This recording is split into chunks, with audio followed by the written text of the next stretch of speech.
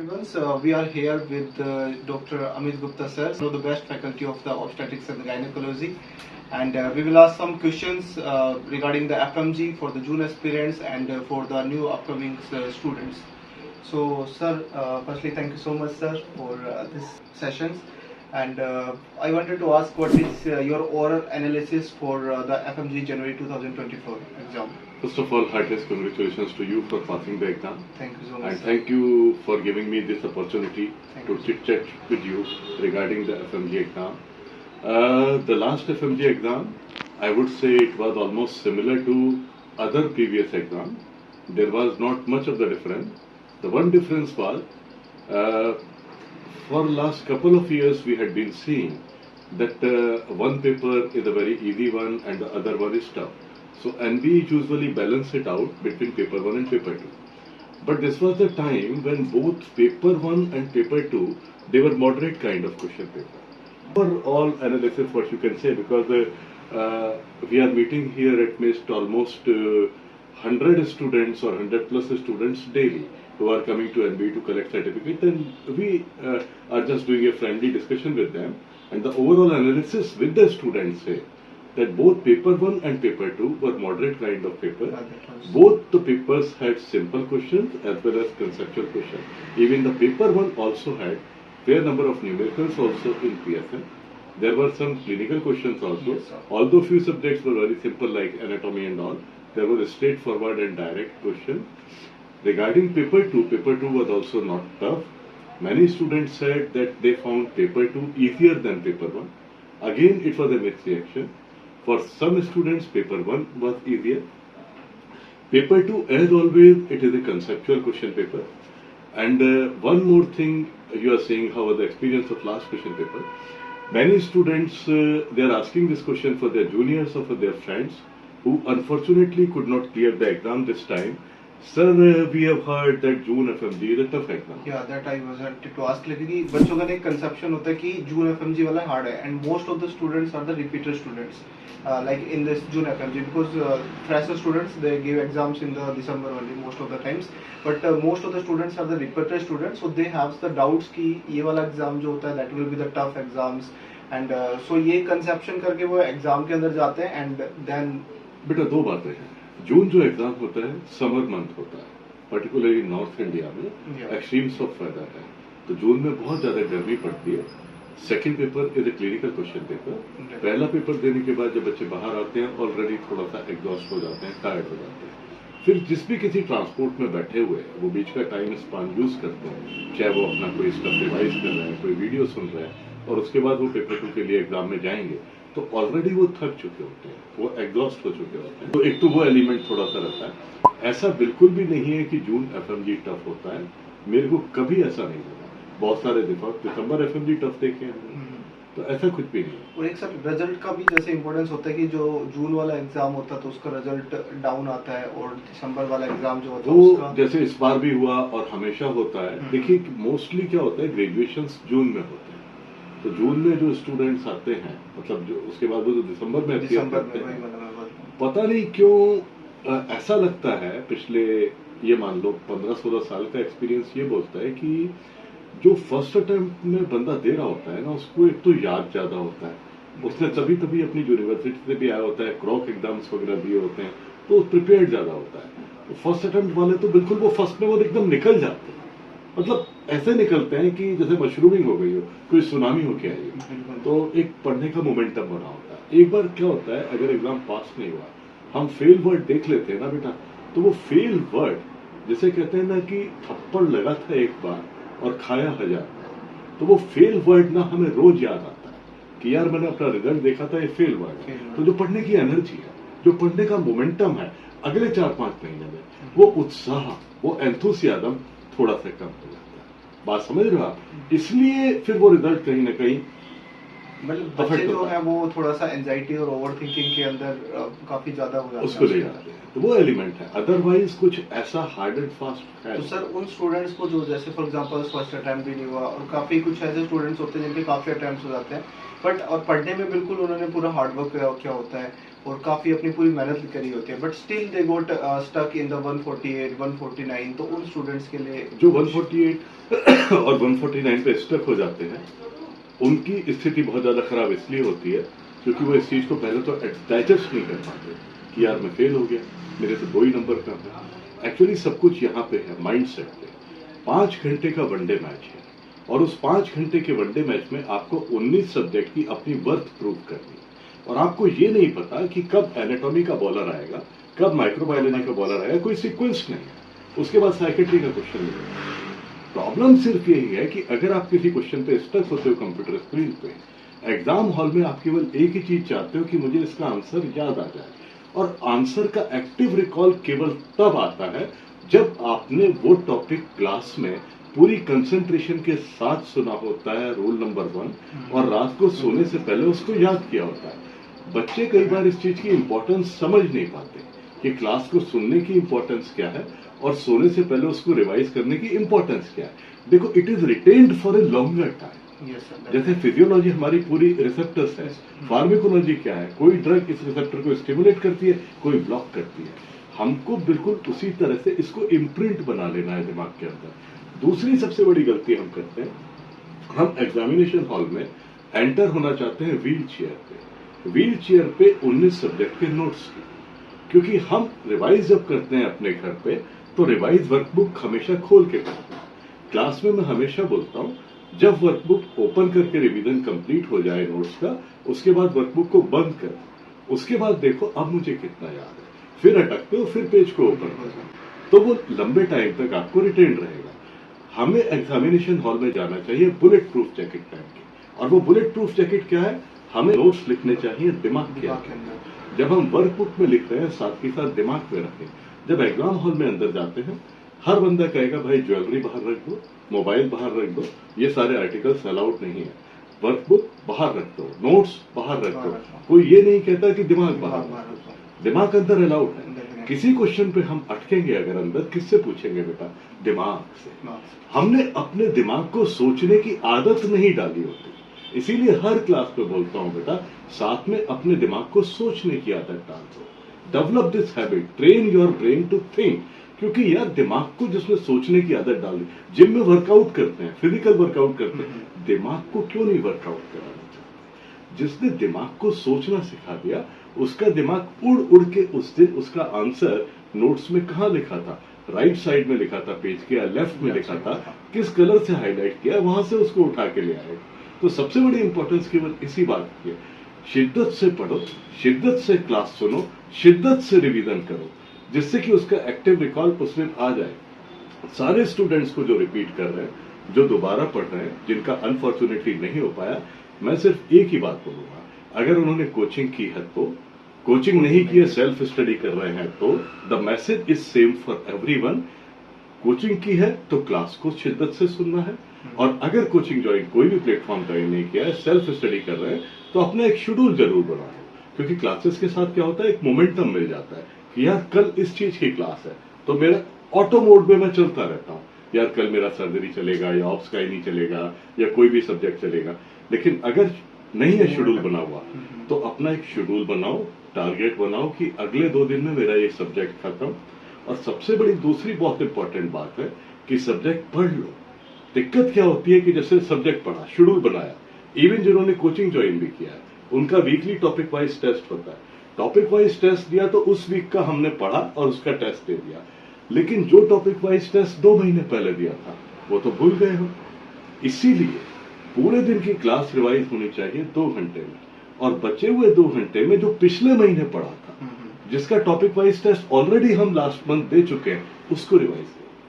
एक सर, जब आपने बोला सेल्फ स्टडी जो बच्चे स्टूडेंट्स करते हैं, तो सेल्फ स्टडी के अंदर ना एक सभी स्टूडेंट्स का एक प्रॉब्लम आती है कि वो चाहकर भी ना प्रोकास्टिनेशन नहीं करना चाहते, बट हो जाती है एक्चुअल में प्रोकास्टिनेशन, क्योंकि वो टाइम ऐसा पीरियड आता है क्योंकि उनके पास थोड़ा सा एक मटेरियल होता है, लाइक फॉर एग्जांपल वो जो पढ़ रहे हैं उनको सोच करके कि यार ये मेरा एग्जाम होगा, ये वाला एग्जाम में आएगा, क्या मैं इस टीचर से पढ़ रहा हूँ, क्या ये टीचर बिल्कुल सही है, क्योंकि ये आप देखोगे ना, आप मतलब आई सॉ Exactly. मैंने वो स्टूडेंट्स क्या करते हैं कि बहुत सारे स्टूडेंट ऐसे हैं जो इस इधर से भी कर लेते हैं, उधर से भी कर लेते हैं, और उनको ये लगता है कि यार इधर से कहाँ से आएगा क्वेश्चन पेपर, तो उनके लिए एक्चुअली प्रोक्रास्टिनेशन इसलिए हो रहा है, जैसे आपने कहा सेल्फ स्टडी में, कि खाली दिमाग शैतान का है, बिल्कुल क्योंकि उनको खाली दिमाग के लिए टाइम बहुत नहीं है। जो बच्चे ने कोई भी प्लेटफॉर्म ज्वाइन किया है वो रोज पढ़ रहा है, सुबह से शाम कोई क्लास अटेंड करेगा, फिर उसके वीकली टॉपिक वाइज टेस्ट देगा, उसका मोमेंटो बना हुआ है, पूरा मोमेंटम बना हुआ है। जिसने कुछ भी ज्वाइन नहीं किया वो 2 दिन पढ़ने के बाद बहुत खुश हो जाता है, उसे लगता है ज्यादा पढ़ गया। मैंने सब कुछ पढ़ लिया। और जिसने कोचिंग ज्वाइन किया है उसे पता है परसों फिर क्लास है, 4 दिन बाद फिर क्लास है, उसके बाद अगले 15 दिन का शेड्यूल है कि 10 दिन बाद इसकी क्लास है। जिसने सेल्फ स्टडी की है वो 2 दिन में बहुत खुश हो जाता है, फिर वो जूस की दुकान पे पहुंचता है, फिर वो किसी पराठे वाले के पास जाएगा, आराम से बैठेगा, 2-3 घंटे वहां खराब करेगा। और जहां बंदे ने 2 दिन पढ़ के 2 दिन खराब किए, तो जो 2 दिन खराब करने का डिप्रेशन है वो सबकॉन्शियस में चला गया। बेटा कोई भी चीज जो हमको मोटिवेट करती है वो केवल ये कि हाँ मैंने पढ़ा था, दूसरी चीज जो मैंने पढ़ा था उसमें से मुझे याद आ रहा है। इसीलिए कहते हैं कि नोट्स को बंद करो और फिर रिकॉल करो इस क्वेश्चन का आंसर क्या था। जब हमें याद आता है, इससे अच्छा मोटिवेशन कुछ नहीं है कि यार मैंने कोई चीज 5-6 दिन पहले पढ़ी थी, मुझे याद है। ये बिगेस्ट मोटिवेशन। बंदे ने 2 दिन खराब किए, इससे बड़ा डिप्रेशन कोई नहीं। वो 2 दिन खराब होना उसको फिर कचोटता रहता है, यार मेरे तो 2 दिन खराब हो गए। भाई खराब तो इसलिए हो गए ना कि आपने प्लान नहीं किया, शेड्यूल नहीं बनाया। ऐसा होता है कि जैसे अगर हम छोड़ देते हैं किसी चीज को तो वो थोड़ा मेंटली एक ऐसा हो जाता है कि हमने कल पढ़ा नहीं, और उसके चक्कर में फिर कई आगे आप 1 लाख यूट्यूब वीडियो सुन लो मोटिवेशनल, कुछ नहीं होना। मोटिवेशन अंदर से आएगा। बिल्कुल आपने काम किया तो मोटिवेशन मिलेगी, वक्त जाया किया तो मोटिवेशन नहीं मिलेगी। जी सर, एक और जैसे मतलब जो स्टूडेंट जब एग्जाम देने जाते हैं तो मोस्ट ऑफ द टाइम्स हमारे पास जैसे ABC टाइप के क्वेश्चंस आते हैं, तो A टाइप के क्वेश्चंस वो होते हैं जो हमें पता होता है, B टाइप के वो होते हैं जो थोड़ा सा प्रोमिनेंट, C टाइप के क्वेश्चंस में क्या करता है कि जो गैस उन्हें करना होता है माइंड में वो अच्छे से गैस नहीं कर पाते। सर उसका एक ही तरीका है यार, एक ऑप्शन चूज कर लो कोई भी, कि सारे क्वेश्चन जिन पे मैं नहीं आता उन पे C आंसर करो। हाँ डेफिनेट, मतलब क्योंकि वो चीजें ना कुछ तो C ठीक हो जाएंगे ना, सेव कर लेता है, कुछ तो C ठीक, कुछ तो C होंगे ना। मतलब एक हिट एंड ट्रायल भाई, नेगेटिव मार्किंग नहीं है ना, ये आप नीट PG में नहीं कर सकते, ये INI में नहीं कर सकते, FMG में इसलिए कर सकते हो कि नेगेटिव मार्किंग नहीं है। और मोर ओवर कोशिश ये करनी चाहिए उस क्वेश्चन में भी, अगर बाई चांस हो जाए कि 2 एक्सक्लूड हो रहे हैं क्या, वही अगर 2 ऑप्शन एक्सक्लूड हो जाए, अगर 2 ऑप्शन कोशिश कर, मान लो, लेकिन ऐसा बात बताता हूं, ऐसे टॉपिक्स बहुत कम होते हैं जो हमने बिल्कुल ना सुने हो। कुछ ना कुछ कहीं ना कहीं उसके पड़ोसी को, उसका कोई और शोर, समवे और अदर, कहीं ना कहीं हमने उसको टच किया होता है। वो हमारे 2 ऑप्शन एक्सक्लूड करो और फिर बचे हुए उत्तर में से आप पहुंच सकते हो। बिल्कुल कुछ नहीं हो रहा तो बस भगवान का नाम लो और सी मार दो, क्या करोगे? Like this exam was also कि यहाँ पे भी मोस्टली 2 क्वेश्चंस के अंदर ही कंफ्यूजन हो रही थी most of the time. Question paper बनाने वाला एक्सपर्ट वही होता है जो ऑप्शंस में कंफ्यूज करे, इसका मतलब बंदे ने दिमाग से क्वेश्चन पेपर बनाया। और एक सर कि which subject should be prioritize, की मतलब कौन से देखो ऑल 19 सब्जेक्ट्स आर इंपॉर्टेंट, और किसी पूरे कम टाइम है तो उसके नहीं, देखो बेटा पूरे 19 सब्जेक्ट इंपॉर्टेंट है, इसमें कोई डाउट नहीं है, और पूरे 19 सब्जेक्ट ही पढ़ने चाहिए। जितना मार्क्स का वेटेज है ऑफ कोर्स उसके हिसाब से पढ़ने चाहिए। भाई मार्क्स का वेटेज अगर कम है तो उसके नोट्स में पेजेस भी कम है, इसमें भी कोई बात नहीं। भाई कोई सब्जेक्ट 5 नंबर का है तो उसके नोट्स भी पतले हैं, थिन नोट्स हैं, पता नहीं चलता कई बार, जरूरी थोड़ी हार्ड एंड फास्ट है, किसी नंबर से 5 क्वेश्चन आते हैं, 10-10 भी आए, ऐसा भी हो जाता है, मिक्सअप आता है। इतना जरूर है कि कुछ मेजर सब्जेक्ट्स ऐसे हैं जो पिछले 14-15 साल में ये देखा है कि उन सब्जेक्ट्स में से एक सब्जेक्ट एग्जामिनर शूट अप कर देता है और उसके क्वेश्चंस अराउंड 45 पहुंच जाते हैं। ऐसा पिछले लगभग 15 साल से देखा है, और ये लगभग 3 सब्जेक्ट में ही मैंने देखा है कि किसी एक सब्जेक्ट को एग्जामिनर काफी आगे ले जाता है। जैसे किसी सब्जेक्ट के मान लो 30-32 नंबर, 32, उसमें से 45 क्वेश्चंस आ जाते हैं। अब किस एग्जाम में कौन से सब्जेक्ट से आएंगे ये कहना बहुत मुश्किल हो जाता है। जैसे लास्ट एग्जाम में PSM से अराउंड 45 प्लस क्वेश्चंस थे, पेपर 1 में भी PSM आया, पेपर 2 में भी। इससे पिछले एग्जाम में सर्जरी से अराउंड सिमिलर क्वेश्चन थे, 42 उससे पिछले एग्जाम में भी सर्जरी से अराउंड सिमिलर क्वेश्चन थे, उससे पिछले एग्जाम में ऑप्स गाइनी से अराउंड सिमिलर क्वेश्चन थे। मतलब इनमें से एक सब्जेक्ट अराउंड 45 कर देगा, बाकी दोनों को 30 के आसपास कर देगा। 30 से कम तो वो होते नहीं। 30 से कम नहीं होते। अब किस एग्जाम में क्या होगा, अब ये थोड़ी अटकल अपने आप ही लगानी होती है। भाई लास्ट में पीएसएम फ्लेयर अप किया उसने, उससे दोनों पहले सर्जरी फ्लेयर अप किया, उससे पहले ऑप्स का ही नहीं किया। अब इसमें किसको फ्लेयर अप करेगा ये तो एनबी ही जानता है। और एक चीज और सर, मतलब अभी मेरे को याद आया कि काफी स्टूडेंट्स ना मेरे को मतलब मैसेज भी किया है कि वो जैसे अभी सेकंड टाइम अगर उनको रिवाइज कर रहे हैं, क्योंकि फर्स्ट सेकंड टाइम जो एग्जाम देने वाले हैं, तो वो स्टूडेंट्स क्या करते हैं, वीडियोस वगैरह नहीं देखते हैं, बट वो नोट्स को ही रिवाइज करते रहते हैं। तो इज दैट गुड, और like they should watch the video also, सारी जितने भी सब्जेक्ट्स की वीडियो है वो सब देखनी चाहिए उनको?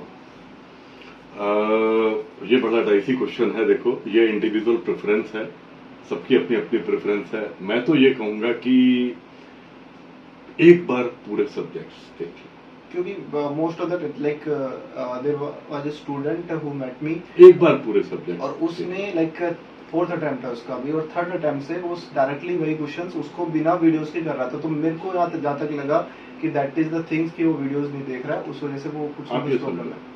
पहले अगर 2 या 3, आपने बोला फोर्थ अटेम्प्ट है, पहले 3 बार अगर एग्जाम पास नहीं हुआ तो कहते कुछ भी रहो यार, कहीं ना कहीं हमारी तैयारी शायद उतनी नहीं थी जितनी होनी चाहिए। क्योंकि वीडियोस से थोड़ा सा कंसेप्ट हमें ऑब्जर्व एग्जैक्टली, आप एक माला कनेक्ट करनी है आपको, एक 19 सब्जेक्ट की माला पहन के आपको एग्जाम देने जाना है, और वो कनेक्ट तभी कर पाओगे जब कंसेप्चुअल अंडरस्टैंडिंग है। और कंसेप्चुअल 4 महीने का टाइम है ना, फिर अपने आप को ऐसा ना हो कि कहीं माफ ना कर पाए हम कि हमने शॉर्टकट मार दिया यार। मत मारो शॉर्टकट, एक बार पढ़ लो, केवल एक बार, केवल एक बार, चाहे उस वीडियो को फास्ट स्पीड पे कर दो, कैसे भी करो, लेकिन एक बार पढ़ो और फिर उसके क्वेश्चंस पढ़ाओ। और क्वेश्चन हमेशा उसी कंटेंट के सॉल्व करो जो उस दिन पढ़ा है, क्योंकि question solving is about applying the same knowledge, उसी कंटेंट की नॉलेज को अप्लाई करना। पता चला आज आपने मेडिसिन पढ़ा, क्वेश्चन आप सर्जरी के कर रहे हो, सर्जरी पढ़ा तो सर्जरी के क्वेश्चन करो, आज मेडिसिन पढ़ा तो दैट इज मोर प्रैक्टिकल। ज्यादा आपको वो पूरा सब्जेक्ट अच्छे वे से एक बिल्डिंग ब्लॉक बन जाएगा दिमाग के अंदर, और उसका एक्टिव रिकॉल बढ़िया आएगा। बच्चे क्या करते हैं, जीटी वगैरह का बहुत क्रेज चला हुआ कि जीटी देना है, तो वो मतलब मैक्सिमली क्योंकि 3 मंथ्स के अंदर माय पर्सपेक्टिव ये है कि पहले आप अच्छे से उसको रिवीजन कर लो। जीटी अगर आपने 1 महीने का भी दे दिया तो that is the more than enough. तो उसके बारे में आपकी क्या राय है कि लाइक हाउ मेनी जीटी और mock test should be given? देखो बात यह है कि जीटी और मॉक टेस्ट का रूल यह है कि मॉक टेस्ट जीटी एक ही बात है। हाँ। देना तब चाहिए जब हमने सब्जेक्ट्स पढ़ लिए, उससे पहले सब्जेक्ट वाइज टेस्ट की भी अपनी बहुत ज्यादा इंपॉर्टेंट है, और उससे पहले टॉपिक वाइज टेस्ट की इंपॉर्टेंट है कि भाई जो आपने 1 वीक में पढ़ा उसी का तो टेस्ट दोगे। आपने 4 सब्जेक्ट पढ़े, एनाटॉमी, फिजियोलॉजी, बायोकेमिस्ट्री, पैथोलॉजी, आप कौन सा जीटी देना चाहते हो? आप किस बात का मॉक टेस्ट दे दो?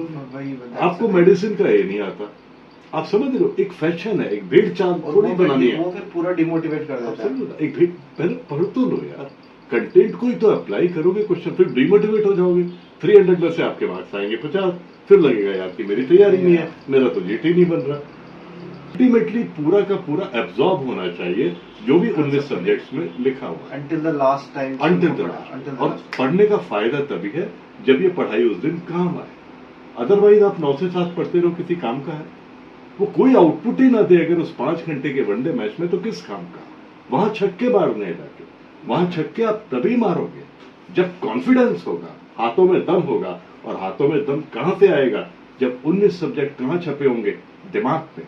Mind and body are connected. अगर दिमाग में 19 सब्जेक्ट के नोट्स लिखे तो हाथ ऐसे चलेगा उस दिन कुछ, और नहीं तो हाथ। और एक यस्टरडे समवन मैसेज मी कि उनको मतलब अभी कंसंट्रेट नहीं हो पा रहा, like they want to study the 10 to 12 hours, और अभी फिर क्योंकि रिवीजन का टाइम है उनके पास, जैसे दे वांट टू रिवाइज, सो उनको 10 से 12 घंटे उनका रिवीजन नहीं हो पा रहा, 10 से 12 घंटे। उनको ये बोलो सबसे पहले, अगर मोटिवेशन नहीं बन रहा, मोमेंटम नहीं बन रहा, अपने पेरेंट्स की फोटो रखें अपनी स्टडी टेबल पर। और बहुत सारे लोग एनबी आते हैं, कई सोशल मीडिया प्लेटफॉर्म्स पे, सब जगह इवन मिस्टर के टेलीग्राम पे भी सारी वो फोटो और इंस्टाग्राम पे मिल जाती है, और टेलीग्राम पे रात को मैं भी डाल देता हूँ जिन बच्चों से मिलता हूँ। उस फोटो में जो बच्चा मोमेंटो ले रहा है उसकी फोटो हटा के अपनी फोटो क्रॉप करके लगाओ और रख दो। एक अपने पेरेंट्स की फोटो, एक उस स्टूडेंट की फोटो में अपना फेस लगा दिया। ये दोनों फोटो आपको मोटिवेट करती रहेंगी और बताती रहेंगी इन 2 फोटो के लिए मुझे पढ़ना है। मम्मी पापा की फोटो आपको बता रही है वो 6 साल पहले जब आपका हवाई जहाज उड़ा, उनकी आंखों में क्या सपना था कि एक दिन मेरा बच्चा डॉक्टर बनेगा, मैं उसके क्लिनिक पे जाऊंगा अपने दोस्त को लेके, और मेरा बच्चा बड़ी वेटिंग में सबसे पहले मुझे देखेगा, और जो स्माइल, जो खुशी, जो सेटिस्फेक्शन मेरे माँ बाप के चेहरे पे उस दिन आएगा, मुझे उस दिन के लिए पढ़ना। और ये मैं हूँ जो वो मोमेंटो ले रहा हूँ, ये पासिंग सर्टिफिकेट कलेक्ट कर रहा हूँ MBE से। बेटा इनसे ज्यादा मोटिवेशन क्या मिलेगा? और हेल्दी बादाम खाना है एक बार, और वो एक पेठे का जूस भी रोज सुबह पेठे का जूस पीना है, व्हाइट अशगोर्ड दूध, walnuts and almonds her class में भी बोलता हूँ। रोज बादाम अपना भिगो के रख लो, 5 बादाम कटोरी में, और अगले दिन सुबह छिलका हटा के खाओ। 2 अखरोट खाओ। अखरोट बादाम आपकी मेमोरी को इम्प्रूव करते हैं। और अगर कर सकते हो, मैं तो हर क्लास में बोलता हूँ 19 सब्जेक्ट हैं, ज्यादा टाइम नहीं है हमारे पास, केवल 10 मिनट के लिए ब्रिंग योर अवेयरनेस और अटेंशन टू योर ब्रीदिंग। केवल 10 मिनट के लिए, ये कोई डीप ब्रीदिंग एक्सरसाइज नहीं है, केवल अपनी अटेंशन को अपनी ब्रीदिंग पे लाना है। इससे अपनी कंसंट्रेशन इंप्रूव होती है, एग्जाम में आने वाला एक्टिव रिकॉल बेटर हो। केवल 10 मिनट करो। मुझे भी पता है 19 सब्जेक्ट पढ़ने, टाइम बहुत कम है। So thank you so much, sir, and thank you for listening me out, and thank you for solving all the doubts to all the audience and to all the students. Thank you so much, and wishing you all the best for all your future and Thank you. my heartiest congratulations. Thank you so much, sir.